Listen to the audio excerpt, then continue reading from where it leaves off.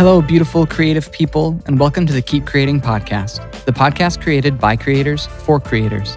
Every episode, we seek out successful creatives who dedicate their lives to pursuing a creative trade or career. We ask them some questions and soak in all the truth their stories seep. Also, we can package it up and provide more creatives like you the inspiration, education, and tools to grow in your own beautiful pursuit to keep creating. Except today. Today, we're doing something a little different. Since we just released the 10th episode of the Keep Creating podcast, I thought it would be fun to go back and to do a short recap of every episode and share some of the most memorable moments thus far. Picture this as the Cliff Note summary of our first 10 episodes. And since there's no featured guest today, diving into this recap with me will be my friend and host of the Soundstripe YouTube series, In Tune, Julian Vaca. I'm really excited to share this episode with you all, so let's get started.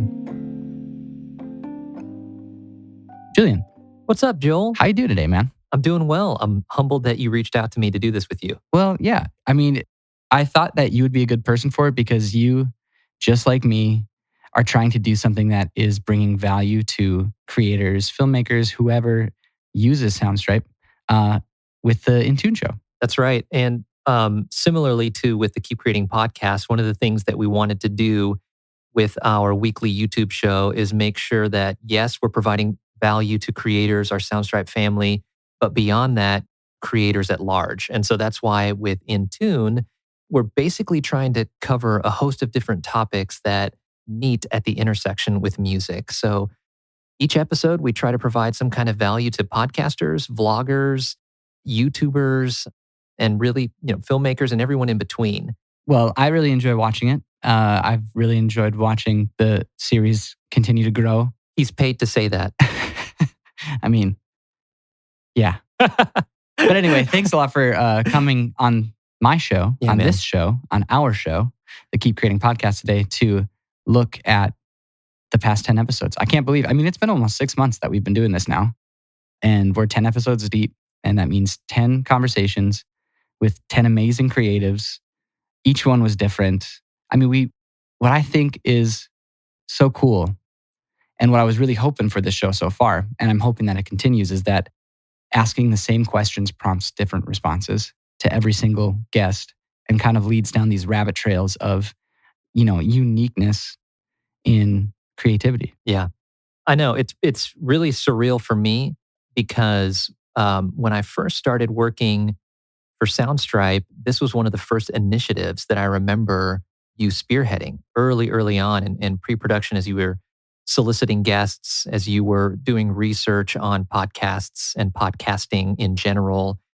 So to fast forward all of these months, nearly a year later, to see that you have the fact that we are continuing to get, because I also run our social media channels. And so to see that we are continually getting really cool feedback on this podcast is just kind of exciting. And it still even feels like we've barely scratched the surface. Yeah, it feels brand new. Yeah, it's crazy to look back. So I guess there's only one thing left to do, and that is to start looking back. Let's do it. Let's dive in. Yeah, let's dive in. Okay, so we started off the first episode of this podcast with one of the most intentional people I have ever met, which, as many of you listening know, it was Harris III. Harris was serious. Harris has this weird combination of hopefulness and seriousness in his tone. He sees creativity and he sees storytelling and what he does as something that he has total responsibility for, to make sure that he tells stories well and that he's not abusing any sort of power that comes with stories. A couple of things that I really, really loved about Harris's episode was that he said, and I paraphrase pretty much everything here, so this isn't a direct quote, but the greatest tool in the world is empathy through storytelling. I thought that was really cool. What Harris loves about storytelling is power. And what he hates about storytelling is power.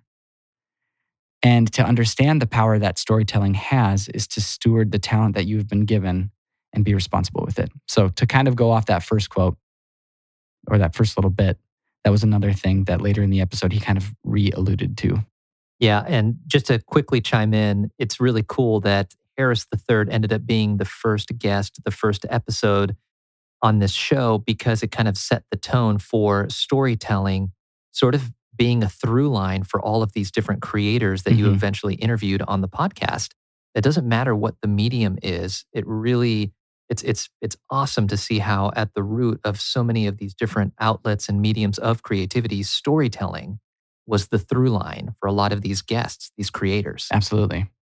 This one knocked me when I remember being in the recording room in the booth and hearing this and kind of taking a second to have to like react to it.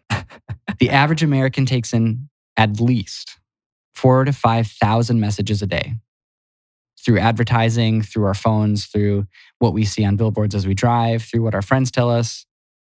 Harris said that we need to turn down the volume of those messages because many of them are lies that are trying to manipulate us to do something.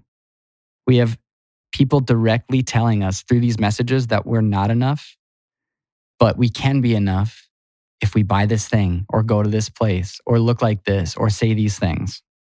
And it's just a narrative that's being spoken within our culture and having a huge ripple effect on mental health. So if we can replace that narrative, we'll be better off. Yeah, that's incredibly profound, especially when you consider that likely that number that he cited is only going to continue to increase and grow Mhm. as more and more social media channels and more avenues of advertising increase. So, as staggering a number as that is, it's likely only going to increase. Yeah. Just a couple more from this episode. There's so much. I encourage everybody with every single one of these. I won't say this every time, but with every one of these episodes, please lend your ears. Every single one of these creatives is a wealth of knowledge and inspiration. So, yeah, I encourage you, please, and this will be the only time I say it, I promise. Please go and listen to every single one of these episodes. I promise you will find something of value from each. I thought this was really interesting. Wonder shapes our imagination. Worry is a misuse of our imagination. So Harris is saying that so much of worry is misuse of our imagination. And so if creative people can take all of that creative energy and the resource that they're spending worrying and reinvest it in creating and dreaming, that we wouldn't be in such a hard and hurtful place when we're thinking about ourselves, when we're thinking about our lives, when we're thinking about what we desire and the way our lives are panning out or the situations that we find ourselves in. And I think this plays a little bit off of our last point too, with the advertising and the messages that we're intaking. Like we're being told all of these lies and where we should be, which is such a dangerous word. But I really appreciated that he was able to make the distinction between wonder and worry. Yeah. Yeah, I know. And as I was listening to that portion, it made me realize that, that misuse of imagination, worrying for me, for my story, it then manifests itself as anxiety and Mm, being anxious because it's true. Like when you're worrying about something, when I worry about something, when I'm anxious about something, I'm creating a narrative in my head about any number of things that could potentially go wrong or things that are troubling me or hmm. whatever the case may be. So that was another profound thing in a long list of profound things that Harris III said in this episode that really caused me to kind of take a step back and reflect on what that looked like for me, not as a creator, not as, a writer, whatever, but as a person, Yeah, everyday life. as a human. Definitely. And then the last thing that he kind of closed out the episode on, but I love is embrace wonder. There's nothing in your life that wonder doesn't touch. It affects everything. And he encouraged us again then to awaken our sense of childlike wonder, which is like, I feel his calling card, but it is so true. Yeah. The last thing I just want to add that I just realized as we were talking about Harris III, and as I was thinking about the handful of interactions I had with him at Story Gatherings 2019, creators, brands, companies, agencies, a lot of people have adopted the mantra, we don't take ourselves too seriously. Hmm. And often that's a really cool way to operate. That's important to not take yourself too seriously.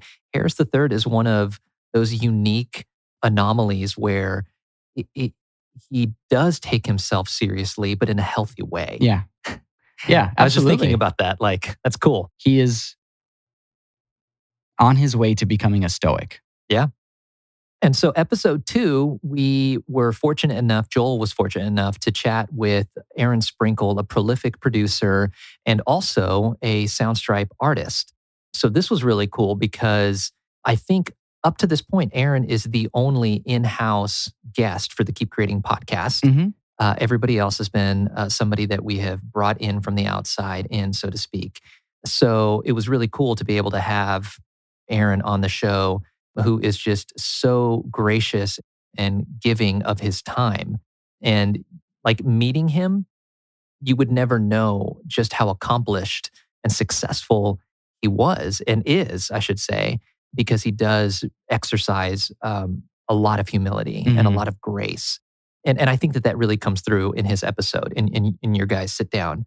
And so, just a couple of things, couple of takeaways that I had from listening to Aaron Sprinkle's interview on episode 2. I think much like Harris III, he is an incredibly intentional creative. One of the things that he said that really struck me, and it's interesting, I know you and I have talked about this, while it's not necessarily something that I necessarily subscribe to, an approach that I subscribe to, I love how thoughtful he is in this. And it's this: if he is creating, if he is writing, if he is producing, if he's working on a piece of music, and inspiration, he's not able to capture inspiration in that moment, in that session, he has to walk away. He has to go and jog. He has to go and listen to other music. He has to go and make himself some food. He has to step away and just kind of put it on pause and come back until inspiration strikes. And that was challenging for me to hear in a good way, because I'm the complete opposite. I have to operate in a heavily kind of disciplined, habitual way.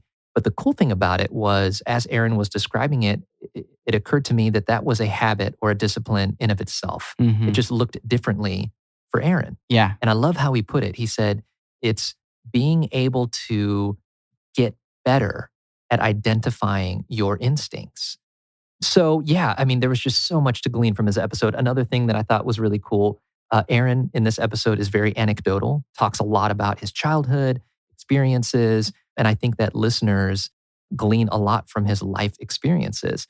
But when he started talking about how he had no formal music training and how he sort of went against his high school guidance counselor's suggestion and decided to take, some courses in college anyway, and how he said, he was 18 years old. He was sitting in a music theory class or some kind of music class, and he said he just remembers being really perplexed and confused. And he finally was like, you know what, I'm out. And how he just kind of left, in the middle of the day. And I just think it's awesome that in spite of that, he took a risk, as he put it. He made a choice that didn't necessarily look good on paper to pursue music anyway, to pursue his heart, because he had this need to create. And he says at one point, creating is just something he can't not do. It just kind of bubbles out of him. It's this innate thing that he has to do. And I just found that so inspiring. And the last thing that I'll say, there was just so much to glean from this episode. So I'm trying to keep it, highlights. But when he talked about learning his craft, learning how to arrange a song, produce music, how a lot of that came from apprenticeship and mentorship, and how he would just watch other producers that he was working under or alongside and just try to soak in every single thing that they were doing and using that as a kind of, apprenticeship. I just thought that that was really interesting because, and I don't know, maybe mentorship and apprenticeship still exists in other trades and other fields, but I feel like we don't hear about that a lot anymore. And I think about, for me as a creative writer, how cool that would have been to shadow someone or spend an extended period of time with somebody who's actually doing it and just learning from them. I don't have any regrets for my journey, but I do wonder how I would be a different creator, a different writer, had I had a similar kind of experience like Aaron did. So Well, what's stopping you? Nothing. That's true. Oh my gosh. You're absolutely right. I could do that tomorrow. You could. Hopefully you do. We'll do a follow-up episode to see Yeah. whether or not I actually found someone to apprentice or to have apprentice me. All right. Well, Aaron, thanks again for being on the show. And Harris, I know we didn't say it earlier, but thank you again as well. I do want to make it a point to thank every single one of our guests.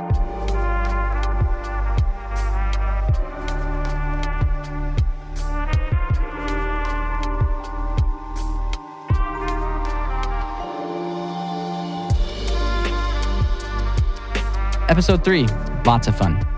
I got to sit down at the Story Convention here in Nashville with Jillian Farabee. And I know we've talked about all of our guests being like so full of knowledge and just a wealth of information and stuff, but she is actually a creative guru. Like her wealth of experience, and she literally spends her days trying to guide people into realizing and manifesting their creative goals and ambitions. So that was like pretty cool. Like coming on, I was like, okay, we're in it now, you know. We're going to learn so much from Jillian. And we did. And a couple of the things that I really took away was one, she is incredibly self-aware. And it's something that she practices. It's not just something that she was innately born with. It was something that was definitely encouraged when she was young. Her mom definitely pushed her into hobbies and practices and thought processes that aren't necessarily popular, but you can tell like this has led her to be the type of person that she is today and the type of creative mind that she is today. One thing that she said that really popped out was learning to rest your mind also leads to resting your body and your heart. And that makes all the difference. You know, like so often we just like, we don't corral what we think. Our minds are just like runaway horses. They just go, go, go. And the ability to be able to rest your mind intentionally, to take a breath, to not worry, you know, once again, going back to what Harris was saying, makes all the difference, not only mentally, but physically. That's one of the things that I love about not only Jillian's episode, but so many of these guests is that the wisdom that they're offering is coming from experience. It's not conceptual. They're actually living out what they're saying. And so when she talked about this particular piece, I thought, man, that's so awesome because it looks a little different for everyone. Maybe you call it, you know, meditation. Maybe you call it prayer. You know, whatever the case may be, there's something so important about having that intentional time to just kind of turn stuff off, be still, and just kind of reset. Mm-hmm. I feel like that's just kind of this universal practice that we should all adopt. And yet she just put it so beautifully and articulated it so well. Another thing that Jillian said that I thought, and this, we don't have to dive too much into this, is the definition of creativity. Like we haven't actually defined what creativity is or looked up the definition in this show. And I noticed that while listening back, I was like, how have we missed this? That's a good point. But she very, very gracefully recited the definition of creativity on her podcast. And it is the ability to go from the abstract to the concrete. And that's just something that, you know, I've read a whole bunch of creativity books since starting this podcast. And there have been multiple people who's like, it's like a shuttle. You know, you shuttle from one, you know, the abstract, you shuttle from your mind from one world to the next. And we've never discussed that. We have to add a question for our future guests about what they believe creativity is. Like how would you define creativity? Not what does creativity look like to you in your life, but like, what's the actual definition? Yeah. So that's something that I thought would be kind of fun just to bring up and to actually ask our listeners to think about. Yeah. How do you define creativity?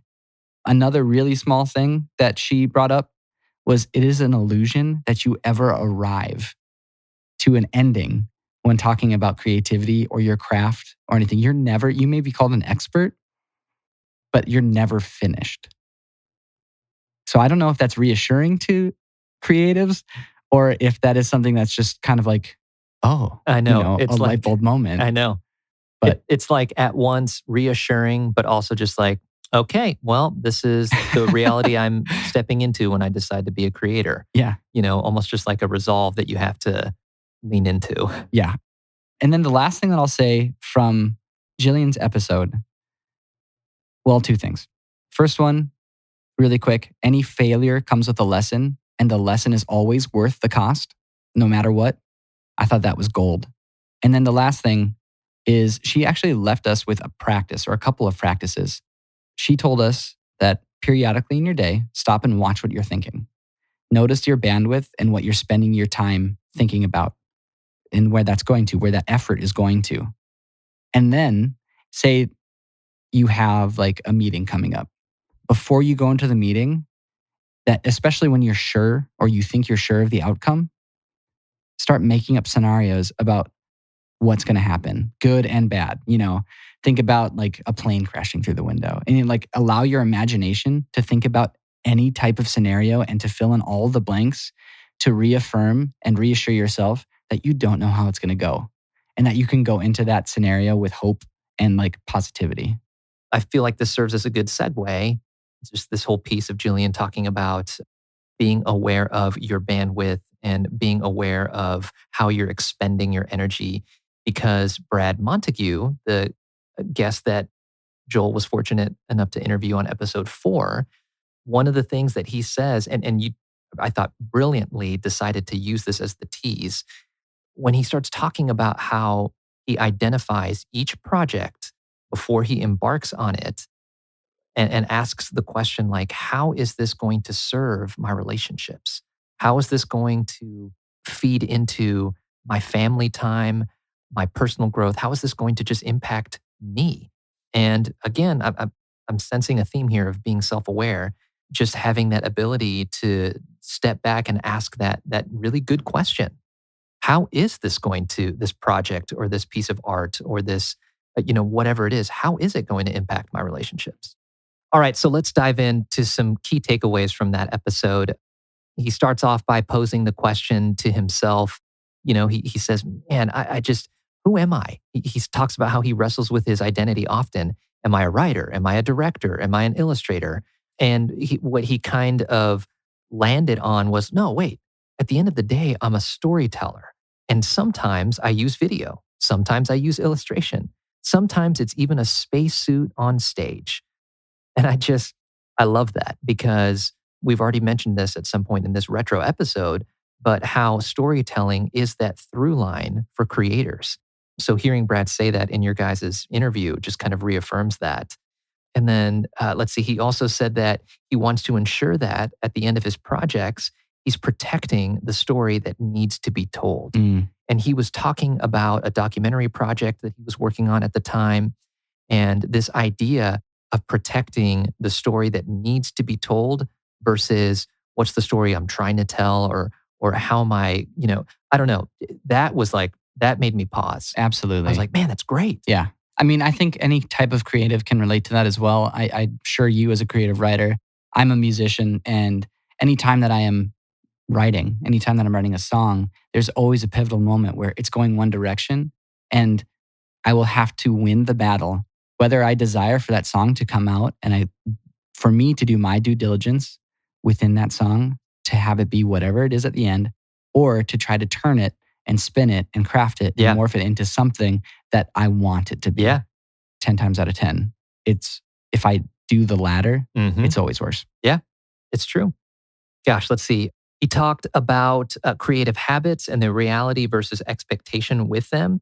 And then he kind of built out how and why he believes that creativity or what he called a creative response is really what's happening there. It's a creative response to what he's experiencing internally and externally, almost like a responsibility. So like his need to create is this response, which I just thought was really cool. Like it's this thing that he has to do. It's a response that's going to manifest itself somehow.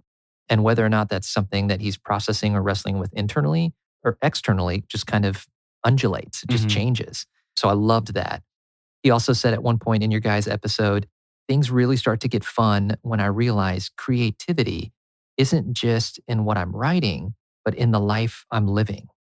And beyond that, Brad talked about his symphony note, which I love how he put that, and how what we create really matters. How so much of what we do and create has the potential to intersect with the lives of others. And then he said, it's true with fourth graders or 40-year-olds. the mark that you make on the canvas, on your canvas, really does matter. Hmm. And then lastly, one of the other things that he said that really stood out to me was how he talked about his identity not being in what he creates, but rather that his art is the sum of pieces of him. And he cited that collaboration project he did with the family behind the Peanuts comic strip Mm-hmm.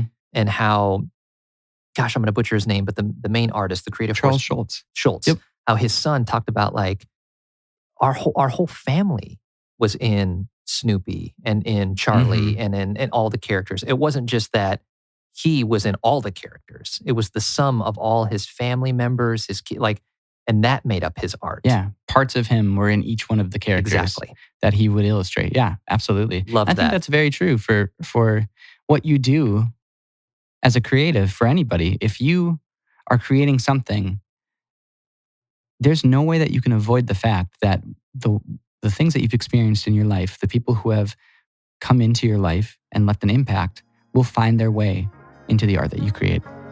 So, well, thanks again, Jillian, and thanks again, Brad, for being on the show. Thank you, guys. Thank you, thank you, thank you.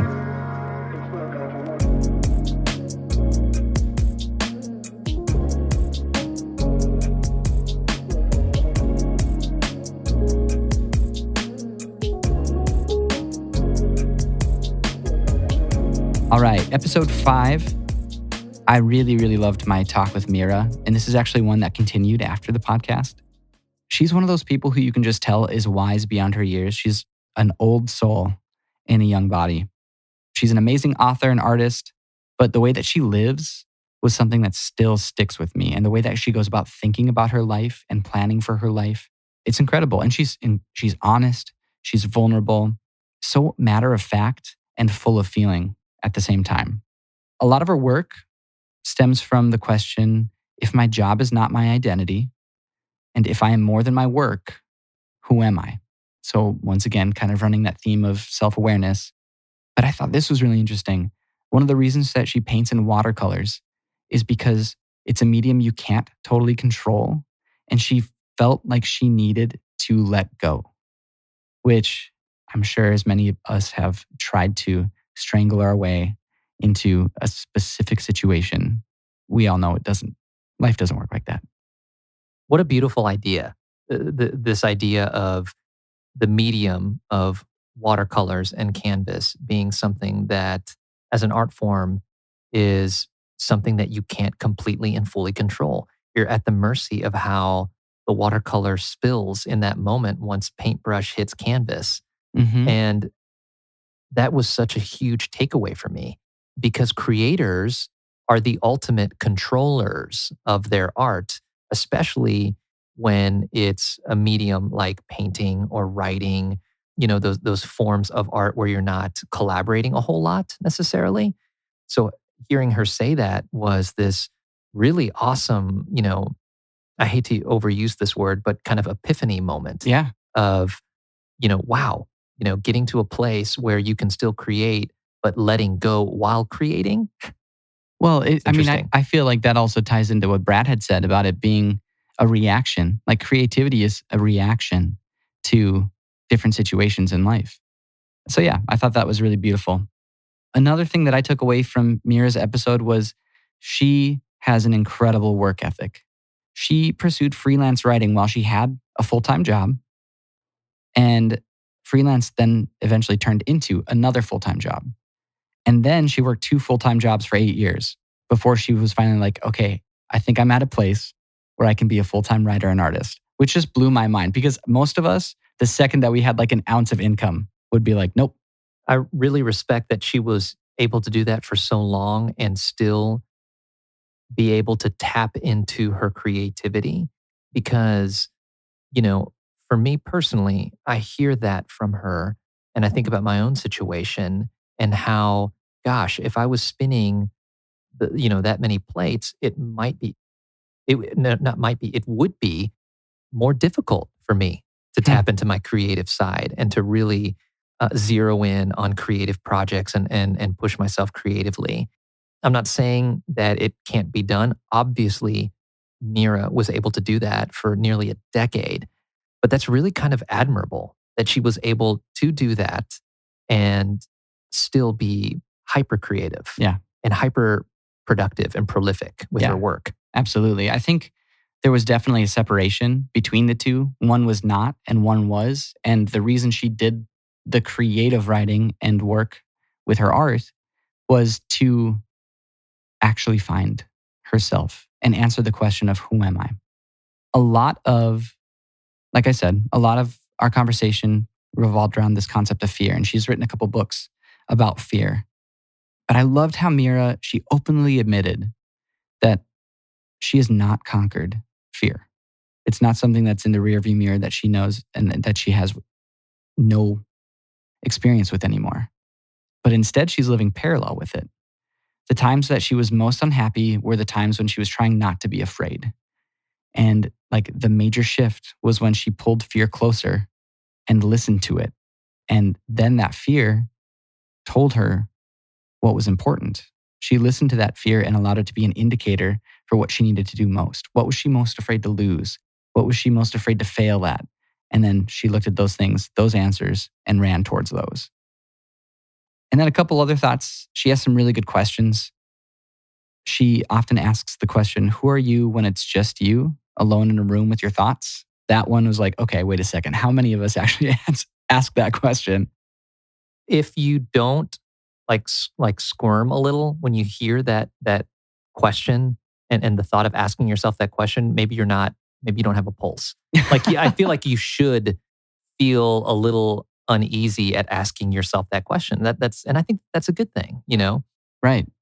It's kind of like an audit. It's a self audit. Yeah. You know, it's forcing you to look at the mirror in your mind and be like, okay, what do I see? And then the last thing that I'll leave you with from Mira's is know that you are capable beyond the noise inside your brain. Never lose hope. What I loved about hearing her say that is a few years ago, I heard somebody say something similar to that. And it's that we all have an inner editor. This relates obviously to creative writing. We all have that inner editor voice inside our head that's feeding us lies that we're not good enough, that what we're doing will never connect or resonate with anyone, or that, putting it simply, that we're just not good enough. So I love how Mira put this. And it's such a good reminder that no creator should ever tire of being reminded that we are capable of creating and accomplishing great things outside, beyond, as she put it, the noise inside our brain. So hearing her bring up and articulate that reminder, I just so appreciated.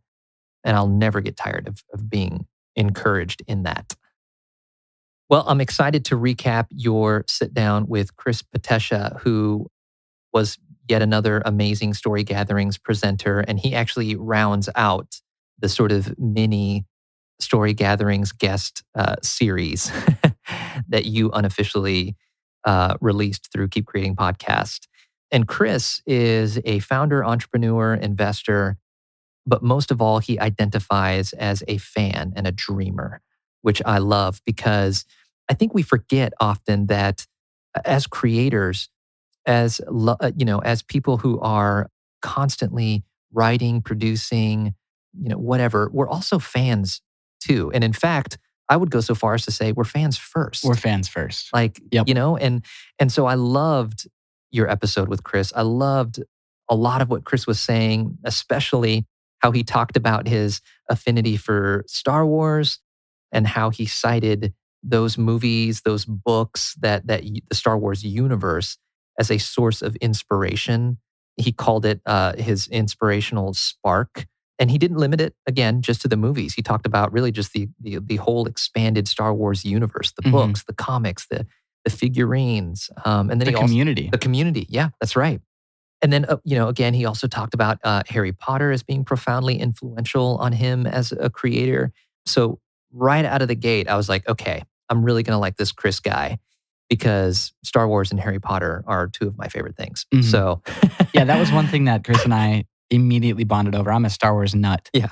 And it was just so fun to hear him talk about it so passionately. It almost like, and not that I've like forgotten it or like put it to bed or anything. Like I've thoroughly enjoyed pretty much everything Star Wars that has come out. Yeah.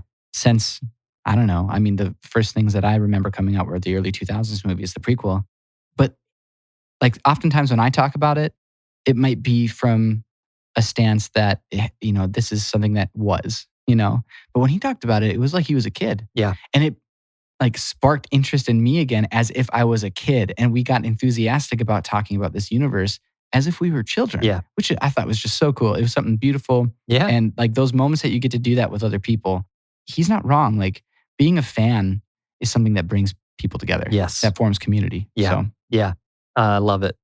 One of the things Chris said early on in his episode, and it really struck me, was when he talked about how not every single creative output has to be happy or optimistic. Now, some of you listening may roll your eyes and say to yourself, well, duh, some of the most beautiful art comes out of pain and comes out of a really dark place.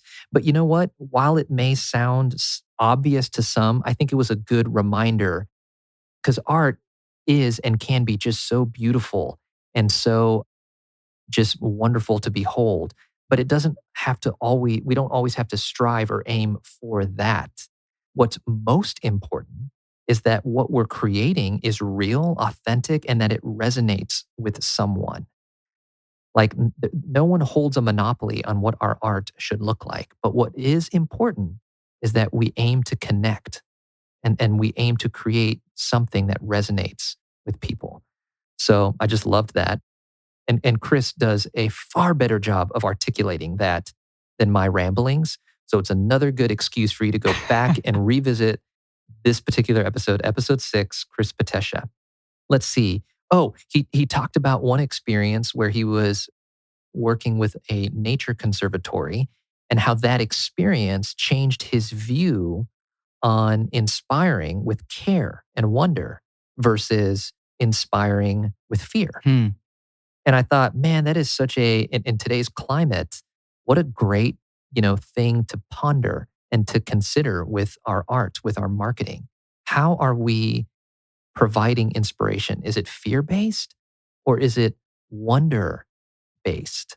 I think that ties almost into influence more than inspiration too. Sure. If I think about that, I feel like if you're trying to influence someone with fear, you might be effective. I don't think you can inspire somebody using fear. Yes.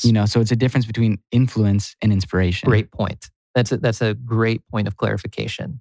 And then he also talked about how sometimes being pushed into circumstances that you're not inclined to be in. And then he jokingly referenced the fact that he's at this huge gathering speaking on stage in front of a lot of people, how that can be eternally rewarding and how we can learn a lot from those circumstances. Anything that happens in life, he says, as long as you're willing to learn, you'll grow. Everyone's life experiences inform a completely different perspective. And that right there is like the most tweetable thing that has been said, I think, on the Keep Creating podcast. Everyone's life experiences inform a completely different perspective. Well, I definitely want to thank Chris and Mira again for being on the show.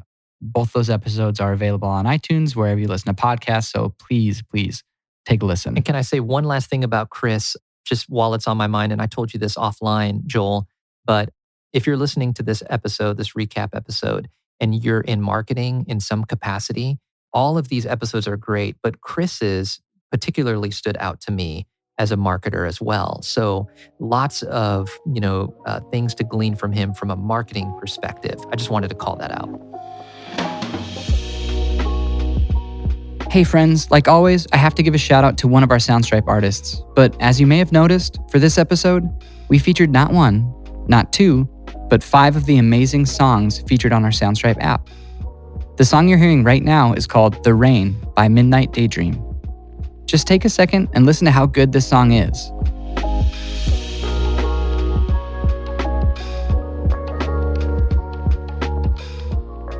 You can license all the songs featured today and a bunch of other tunes for your creative projects by simply heading to soundstripe.com/keepcreating. There you'll find a custom playlist of all the songs we use on this show. Also, make sure to go to youtube.com/soundstripe and check out the creative YouTube series that Julian hosts called In Tune.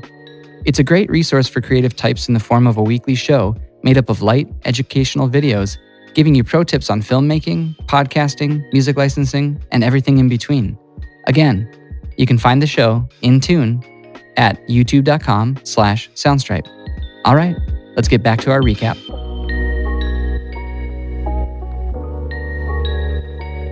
Episode 7 was really fun for me.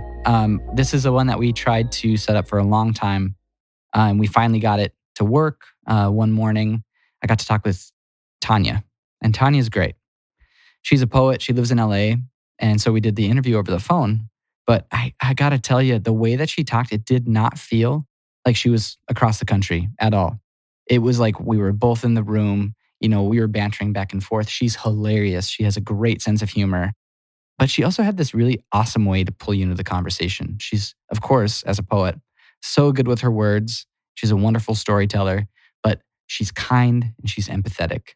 And needless to say, those were two things that she spoke of and she spoke very highly of and made sure that kindness and empathy were the things that she would focus on within her life and within her creative practices. But I thought this was really interesting. She wanted to make sure that in her life, she had empathy for others. But even more so, she wanted to make sure that she had kindness for herself, which if you go online and I encourage you to look up some of Tanya's work, she is incredibly kind to herself. I don't want to give too much away, but Tanya has some struggles, some health problems that a lot of us do not have. And they could put a huge damper on the way that she looks at life. They could put a huge damper on the way she goes about her creative life and her creative practices. She doesn't let them. Instead, she gives herself the okay to love herself as she is and accept herself fully, which I think is just incredible. And it shows in her work. And then because she does that, she's able to do that for others. So that was something that was incredible. To go along with that, like I said, she does have some health problems. And she is a champion. She is fighting them and winning that battle. One thing that she says is take your trauma, take all the parts of your story, take all your vulnerabilities and make them into art. Make the things that you struggle with the most into the art that you create. And if there's no other mission for an artist, it is to try to make sense of the things that happen in your life, all of them, take them and try to make them beautiful. I know. I listen to her story. I listen to her talk, and it makes me wonder, if you are sharing in some of these difficulties that Tanya is experiencing, if you're going through your own trauma and you don't have art as an expression, as an outlet to try and make sense of things, to express what you're feeling, how do you make do? It's almost like, yes, we all have this need to create, but there's almost like this heightened urgency, especially when we go through difficult seasons, to create in those moments, not as a way to just have a release or to escape, but truly to meet whatever it is that we're experiencing head on and process it in a healthy way. Mm-hmm. Well, it's really funny. There's a meme going around talking about how to value art these days because there's so much of it being produced. And we won't get into that conversation. It's just a rabbit hole with varying opinions Yes. and maybe a little bit of What, a reference to a banana taped to a wall that sold for hundreds of thousands of dollars? something like that. But anyways, it says, okay, anybody who doesn't believe that art is valuable in culture, stop watching TV, stop listening to music, stop listening to podcasts, don't read books, eliminate all of the art that you have in your life for a day and tell me how it goes. And tell me that art is not valuable. Yeah. So, yeah, just I'm more fuel to the idea that it's how we explain things. It's how we reason. It's how we cope. It's how we deal with things. And it's also how we bring beauty and we make beauty in this world. It's a necessity to the human experience. Absolutely. And Tanya does it so well. Yes. One thing that she said that I thought was really cool, and this is a little bit more practical, is put yourself out there. Make yourself public. Understand that what you have is good enough. Yes, there's beauty and there's beauty in the craft and there's beauty in perfecting your craft and all of the work involved. But there's a beauty in showing up with your story, how it is right now, and sharing it. And I thought that was just really cool because I think, with the way that we're presenting ourselves, we've almost been taught with social media and stuff to present ourselves in a way where we look good, where it makes us look good, where we're able to sell ourselves, But really, Tanya is challenging that and say, no, share yourself as you are to connect. Share yourself as you are, be accepted as you are, and build that. Which if we're talking strategy here, I'd love. If we're talking marketing strategy, if we're talking anything regarding making yourself public, I love that because, the old adage, like, one great fan is better than 100 bad ones, is so true. And not only that, but if you put yourself out there, it's eliminating the question of what if. You no longer get to look back and say, what if? That's right. The only thing, what if I didn't do this? Well, okay, you learned, you don't do it again. Yeah. But if you don't put yourself out there, then you're saying, what if I would have done this sooner? Yes. And just to piggyback off that and not to stray too far away from what Tanya was hitting on, but it is relevant and it just made me think of this. For all of the bad things and the negativity that we can place onto social media, on the other side of that coin, for artists, there has never been more of an opportunity, more platforms to put our art out there. And so, we have a huge opportunity to seize all of these different channels and use them to our advantage as artists, as creators. And yes, this does go in line with what she's saying about, putting yourself out there and really being courageous in that respect. But specifically with social media, we don't have any excuse now. The resources are there for the taking now. And we have countless platforms and channels through which we can promote our art and what we're creating. So, yeah, she does say there's beauty in working on the craft too. But it sounds to me like they're walking hand in hand. One is not waiting for the other, and one is not reliant on the other. Let it be a journey that evolves as you go. Let your voice be something that forms while you're sharing it, which I just thought was really cool. And then the last thing that she said before we move on to the next episode is another little practical thing. This was in reference to mentors. She said, learn how to answer the questions you have about your craft by looking at other people in your field. Then figure out what works for you and then what doesn't work for you and start doing. And I'm just like, okay, you can do anything you want. You can do anything you want. You truly can. As long as you start, and then, here's what's going to happen is you're going to find out whether or not you can do it. Yeah. If you're actually made for it, if it's something that you truly have a talent for, or you love so passionately that you're willing to slog through the hours and hours and hours of practice it'll take to do, or it will be revealed really quickly that, maybe this isn't for me, but I tried, I'm happy with that result, and I'm going to go and figure out what it is I'm supposed to do. Right. So, yeah, it's great. That was it's just, it eliminates excuses too. It eliminates excuses. And of all people, Tanya should have 20 excuses. Yeah. But she doesn't. That's right. So that was another thing where it was so, and I actually made a comment. I kind of talked about how it influenced me during the interview. So as creatives, we can make excuses all day. I'm not inspired. I don't feel like it. I'm tired. I didn't get enough sleep. I'm really sad today. I missed whatever. We can think of all the excuses in the world in order to not work. But think about your situation for a second. If you're healthy, if you have no health problems right now, if you have a stable home, you have zero excuses. That's right. To not be doing this work. So yeah, it put me in my place. Let's just say that. How's this for yet another segue? You closing out Tanya's episode with her point of just doing, just starting somewhere. Nathan Brown, your episode 8 guest, he talked about starting small and then intentionally scaling up with whatever it is that you're trying to pursue as a creative art form. So I love that as a segue. And for those of you who haven't heard Nathan's episode or don't know who Nathan Brown is, he is a skateboarder. He was sponsored at one point, was on the road for 10 years, competing at a really high level as a skateboarder. He's a muralist, a really highly sought after muralist who started out in graffiti art.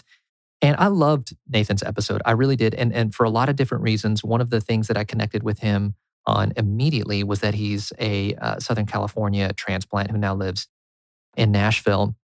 And I thought this was so cool. He talked about how his desire to do graffiti as like 11, 12, 13-year-old came out of this need to connect with his home. In other words, graffiti is all over the greater Los Angeles area. But at the time when he and his family moved to Nashville, there wasn't a lot of it. And so he kind of came out of this necessity to connect back with home. So it's like he brought a little bit of the West Coast with him to Nashville through this graffiti art. So I love that. Nathan talks about how each city really has its own style, specifically with graffiti art and mural art. But that actually got me thinking, boy, isn't that true with a lot of things? Each city having its own kind of style. We think of New York City having a distinct style. And obviously, we're talking broad here, but you guys get what I'm talking about. There's a very distinct Austin, Texas style. There's a very distinct Nashville style, even West Coast style, Portland. So I thought that was really cool. And this was really cool. I love how he put this. He said graffiti, talking about when he was an adolescent, graffiti kept him out of trouble, but it got him into trouble. And it also kept him productive. Mhm. I love that. Yeah, absolutely. It's interesting because it's such a, like, especially at the time when he was younger, graffiti, street art was street art. It wasn't legal most times, There were far less commissions than there are now. It's kind of like a hot thing, It's something that a lot of companies are embracing, just this creativity and the style and making it workplace appropriate. But there's something about it, much like the skateboarding community, where this rebelliousness, this counterculture had such an impact on culture today, which I love because I love the whole run against the grain kind of mentality where it's like, this might not be culturally totally correct yet, but there's something here Yeah. and I'm going to explore it. Yeah. Let's see. One of the things he talked about was getting to a certain point in his skateboarding career where he started to ask the question, okay, what's next? How does this segue into a new chapter for me, a new creative process for me? And I love that he had that self-awareness because he even admits that you can't skateboard forever. Your body can only withstand so much beating and Mhm. bruising. And he talked about how he really was taking a beating quite often as skateboarders do Yeah. in that sport. So I think it's cool that he said that while he was having a lot of fun, while he was traveling, he kind of always knew this wasn't forever. Mhm. And so one of the things that he kept doing while he was on tour, while he was traveling, was doodling and drawing. And then he started to notice and pay attention to a lot of the graffiti artists that he admired had started, segueing into mural art. So he started to ask the question, gosh, is that something that I could pursue? Is that a future that I could find myself in? So I love that. I love that he had the foresight to think like, okay, I should be proactive. Mm. And sometimes as artists, we're reactive. We create based on what we're feeling on any given week or day. We let our emotions dictate how we're creating what we're creating. But I was inspired by Nathan's Yeah. foresight and forward thinking here. So I thought that was really cool. And then he referenced an opportunity with Metro Schools here in Nashville, being approached by a marketing coordinator there as being a pivotal moment that allowed him to transition from doodling and graffiti art and these other things that he was dabbling in into full on mural art. And quickly, just a couple other things that he talked about that I loved. He said that, it's important for all of us as creators to transition from doing it for yourself to making it a career. Like if this is something that you really want to take seriously, it's on you. It's on us as creators to make that transition, to take it seriously. And he talked about the importance of compiling a portfolio, which may sound elementary. Like, okay, yes, if I'm going to be a designer, I should probably have a portfolio. But it's so important. It's, whatever your portfolio looks like, it's an important destination or repository for your artwork. And for him, as a graffiti artist, making the transition into mural artwork, it was just as important. So I thought that was really cool. Yeah. And then lastly, one of the things that he talked about that was really challenging for me to hear And I know it looks differently across different art mediums, but his bravery and his courage in being able to solicit and to almost sort of cold call and cold email different brands and companies to solicit his work. Like that is such an intimidating thing as an artist to peddle your wares. That fear of rejection is Mhm. ever present, ever looming. So the fact that for a art medium that seems so niche, that he was able to do that Yeah, and find the success that he has found and continues to find is remarkable and absolutely. inspiring.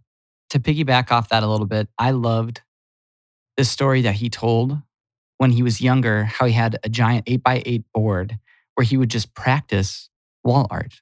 He would practice wall art. He'd spend a ton of time making, a new piece of art, and then would take a picture of it and spray it over white and then do it again. He puts so much emphasis on everything he does. I mean, Yeah. this is the same with skateboarding. Like, you don't land a new trick on the first try. It's like 1,000 attempts before you can get it locked in.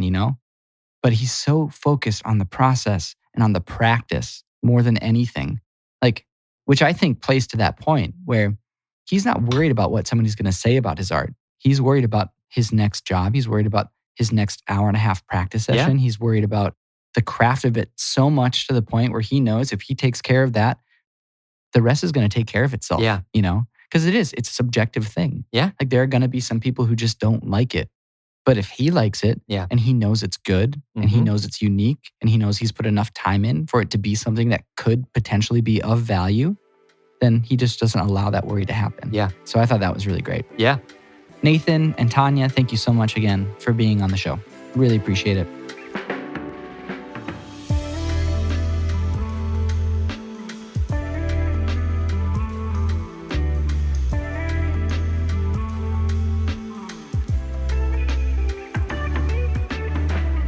All right, the last one that I'm going to lead was episode 9. And episode 9 was Nick Lapara. And sometimes we just need a kick in the butt, right? Like, we do. We just need to hear how things are. And Nick Lapara told exactly how things are on episode 9. He wasn't by any means brash. There was just this openness and honesty in the way that he communicates, which was very refreshing. And I highly value that type of conversation. A couple things that he talked about, and one of the biggest things, it was repeated. It's like, we don't have any excuses. Once again, we don't have any excuses. Just do it. Feed yourself to the wolves, find people to help you where you need it, and just start doing whatever it is you're interested in. You're going to make mistakes, but just start. There's no excuses. Figure it out as you go. And this is just like, he exudes this. The way that he got into podcasting, the way that he was in the nonprofit space, the way that he's going about his business ventures and entrepreneurial ventures now. Like, those are things that he self-admittedly says, I don't have a ton of experience. But what he does say is, I have all the resources in the world. I have a ton of time, and I'm not afraid to ask for help and find the people who are good at those things. And he just starts. He's like, I remember one point in the show, he's just like, just do it. Just do it. Just do it. Do it. Like, over and over again. And it's just, you could just see in his mind, it's just like, there's nothing I say at that point to try to counter argue the fact that you should just go and start would make sense. Like, it was not allowed. It was not allowed in. But it's great. I loved that about him. I loved that he was so confident that the action is so important. The thought, the planning, yes, there are parts of that need to happen, but the action, the going, the making it happen and figuring it out is where the value lies. So I loved that. One thing I also love about Nick is he reads a lot and is incredibly self-educated. He is totally aware that we live in a world where you can get a used version of a book on Amazon for $5. You can go online and Google pretty much anything. So once again, there are no barriers for him. He loves that we live in an age of information, but he stresses that we're not supposed to just regurgitate those things. We should not be using that as a tool to build ourselves up. We should be using all the information that we have access to learn how to do something to make the world a better place, not to make ourselves better. Like, that shouldn't be the number one product. The product should be make the world, or do what you're doing, do whatever you want to do to make the world better, which I loved. Another point, which I actually really agree with, and it's sometimes hard to hear, is what you consume is who you are. Yes. What you, What goes in comes out. yeah, exactly. Input equals output, whatever, however you want to say it. What you do is who you are. Yeah. So he's like, be intentional. Be intentional with what you consume. Be intentional with what you watch, what you're reading on Instagram, how much time you're spending on social media, just like mindlessly consuming, like all of these things that are so easy for us to access now, all this entertainment that is so easy for us to access now can hinder us if we're not intentional with it. So he said, be intentional, make sure to quiet yourself. Don't feel like you need to know everything all the time or have all the answers, or fill yourself with some form of entertainment during the day, and be okay with silence. It's like, that kind of goes back to what Mira said, like be alone in a room and ask yourself who you are when you're alone, like, who am I? And so I feel like if multiple guests on this podcast are saying the same thing or similar things, we should probably sit up and listen to what it is they're saying, because there's a reason that these things that are coming up, like, there's a reason they're being reaffirmed by one another unknowingly. Right. And Nick actually goes a little bit deep into that topic and says that he's like, look, these are not new things. These are things that have been practiced for thousands of years, things like meditation, things like self-awareness, like these are not new to our culture. These are not new to this age. This is not new to this century. These are things that have stood the test of time and continue to be preached because of their effectiveness and because of their importance. Like, just as a human being, we need to be self-aware. We need time to decompress. We need time with silence. So I really loved that. Another thing that he said, once again, kind of going down the mentor route, was be inspired by what other people are doing. And he actually had a story about when he went to the gym. He couldn't sleep one night. He went to the gym at 3 a.m. and there were a whole bunch of people there just grinding, just like working at something that they believed in at 3 a.m., and he mentioned, like, that's when most people are getting home from the bars, or like had just finished a night out, was 3 a.m. They're finally in bed. He's like, no, these people were up. These people were going. I mean, Nick's a true hustler. Nick hustles. He's kind of that, he subscribes to that mentality where he's like, I'm going to go, I'm going to do, but he does it intentionally. He's not always going, but I don't know. I don't even know if I should call it hustle. He's just really, really intentional and gives himself zero excuse to do something. Like, it doesn't matter how much. He's definitely a guy where I don't think it matters how much sleep he gets a night. I don't know if he sleeps. He's one of those guys where you just get the sense that he probably operates on 3 to 4 hours of sleep every night. He's like one of those Tony Robbins guys. Yeah. It's just like unnatural, but for them it works. But he's always fired up. Right. He's always fired up. And I mean, he's not, like, I want to preface this too. He's not overly positive. Like, there's nothing fake about him. He's as real as it gets. And I appreciate that so much about him. But man, does he have energy? And even if he doesn't, he won't tell you. He's competitive. It's infectious. He's driven. Yeah. And so the last thing that I'll leave you with from Nick's episode, which is a hard one, but also something that I think everybody needs to hear and consider in certain situations, is don't be afraid to let go of the people or things or situations that are not good for your health or mentality. That can be hard, especially when it comes to people, because we desire connection. We desire acceptance. We want bonds with people. We have histories with people. There's this certain unspoken loyalty that is just woven into every single relationship. But here's the thing. If there's a truly toxic relationship, even if it wasn't toxic to start and over time has become something different and toxic and unhealthy, it is okay to let those things go and separate yourself from them. It's not only okay, it's necessary. Absolutely. And just reiterating that point, Nick's point, and you just kind of underscoring it, just reiterating it a third time. Like, it's just so good and so necessary for us, especially as creators, especially as feelers. because most creators are very in tune with their feelings. Well, I get the privilege of recapping episode 10 with the one, the only, the incomparable Hannah Schneider. She's a super successful entrepreneur and business owner. And one of her most successful endeavors is the Kettner Coffee Supply coffee shop in East Nashville. They actually opened up a second location a couple of months ago, and they're doing really well. And she does so many different things well. It kind of makes you a little jealous. You're like, wait, so you're a successful publicist, business owner, social media manager, and you're like a joy to Yeah. be around Yeah. too? Like that's not fair. But anyway, let's just dive in here and round out this episode with Hannah's. So she talked about networking, the importance of being kind to others, how important being relational really is, which I really appreciated. At one point, she used the example of like, look, if a business or a potential employer is making a decision between you and another person, and this other person's highly qualified, has all this experience, but you are just genuine and true to yourself and relational, you're actually going to have an upper hand because people want to surround themselves with relational, kind, genuine, authentic people. Mm.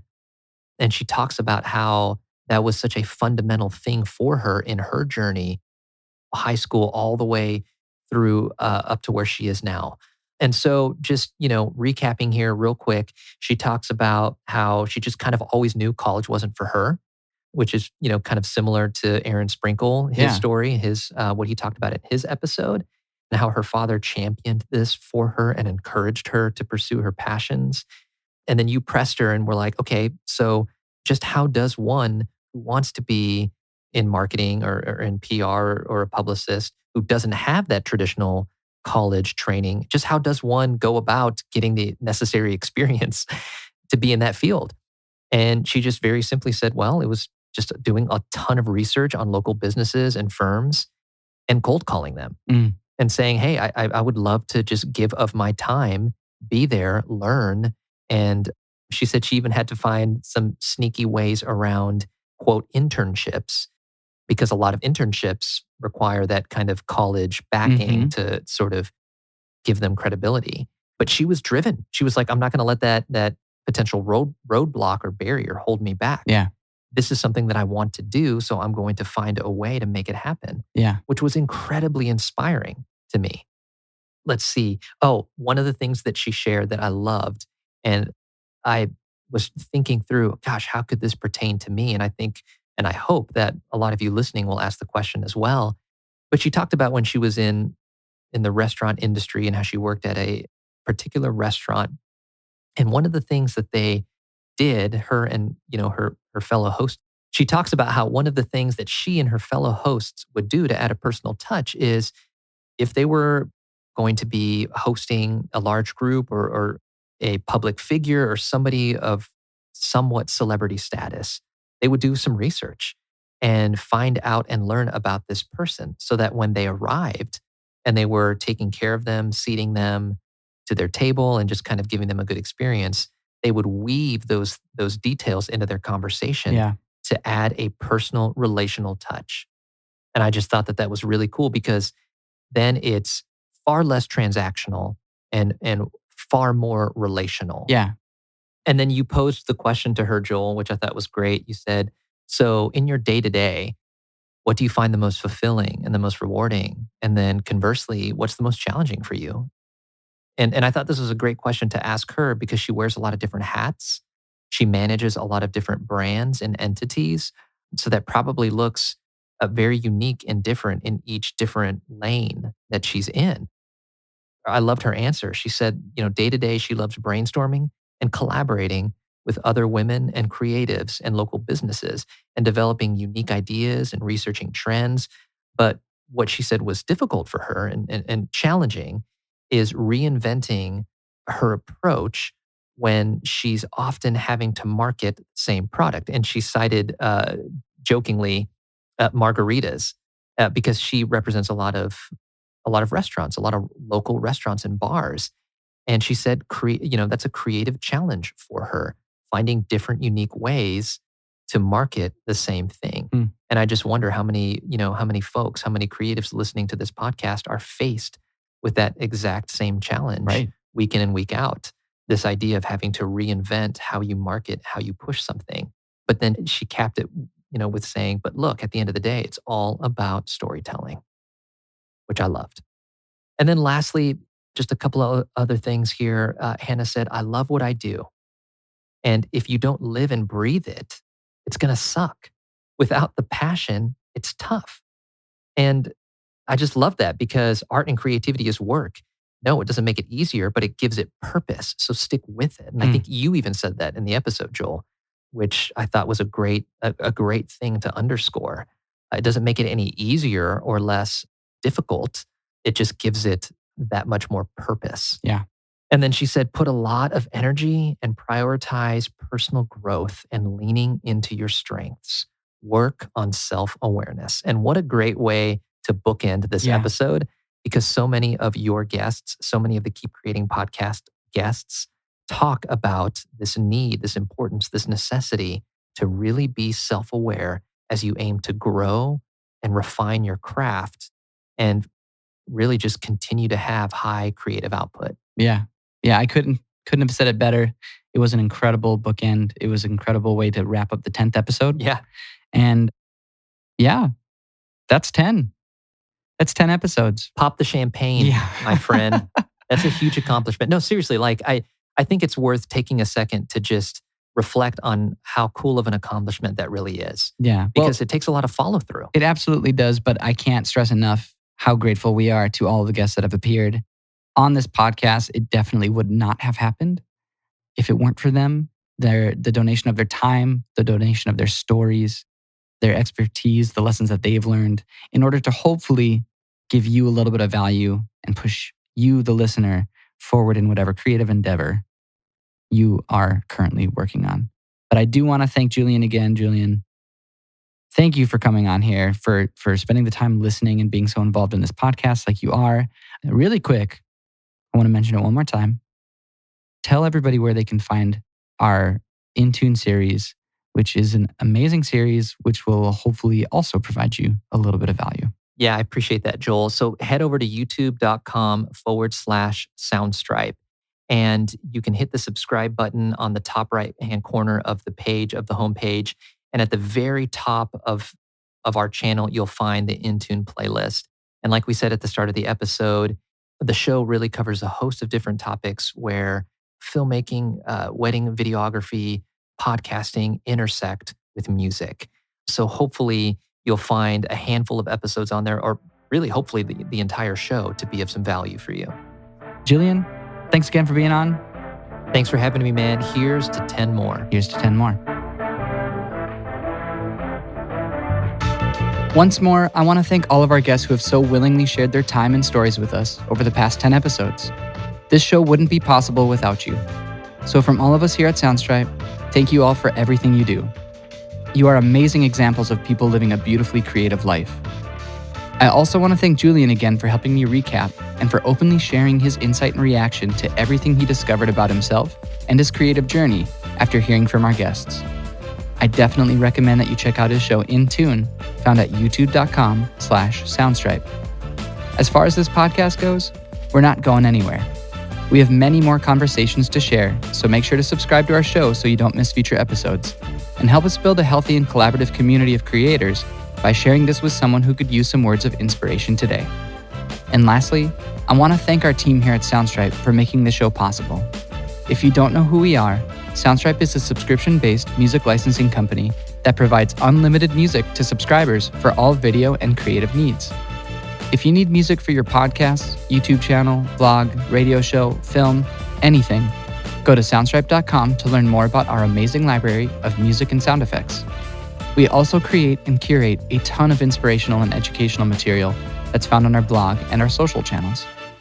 With everything we do, our mission is to keep creatives creating. So once again, thank you all for joining us this week. Hope you join us again next time. And remember, no matter what, keep creating.